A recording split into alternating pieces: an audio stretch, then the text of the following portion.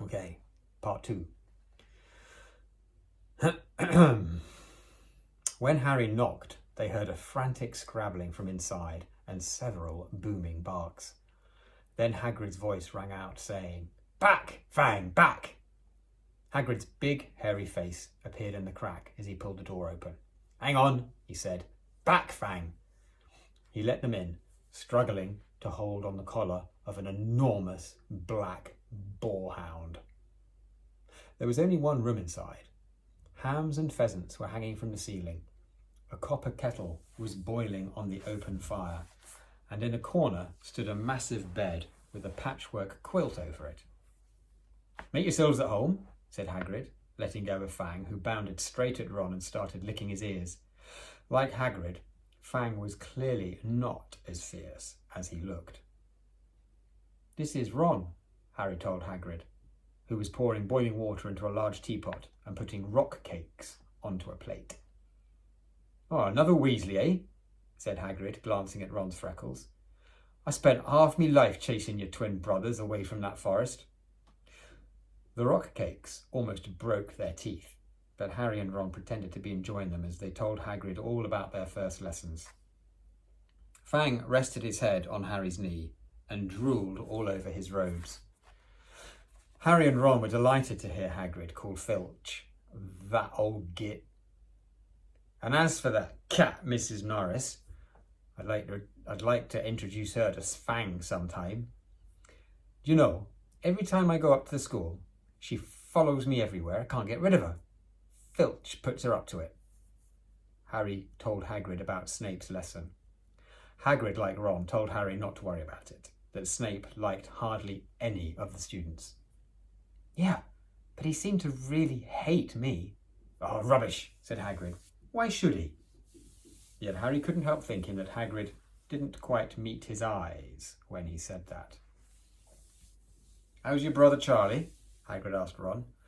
"I liked him a lot. He's great with animals." Harry wondered if Hagrid had changed the subject on purpose. While Ron told Hagrid all about Charlie's work with dragons, Harry picked up a piece of paper that was lying on the table under the tea cosy. It was a cutting from the Daily Prophet. "Gringotts break-in latest.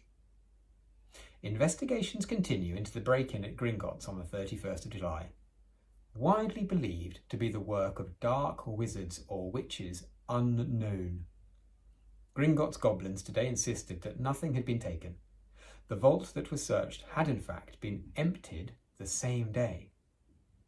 But we're not telling you what was in there, so keep your noses out if you know what's good for you," said a Gringotts spokes-goblin this afternoon.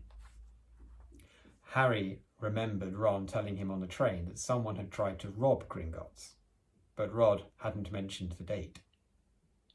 "Hagrid," said Harry, "that Gringotts break-in happened on my birthday. It might have been happening while we were there." There was no doubt about it. Hagrid definitely didn't meet Harry's eyes this time. He grunted and offered him another rock cake. Harry read the story again. The vault that was searched had in fact been emptied earlier that day. Hagrid had emptied Vault 713, if you could call it emptying, taking out that grubby little package. Had that been what the thieves were looking for? As Harry and Ron walked back to the castle for dinner, their pockets weighed down with rock cakes they'd been too polite to refuse, Harry thought that none of the lessons he'd had so far had given him as much to think about as tea with Hagrid. Had Hagrid collected that package just in time? Where was it now?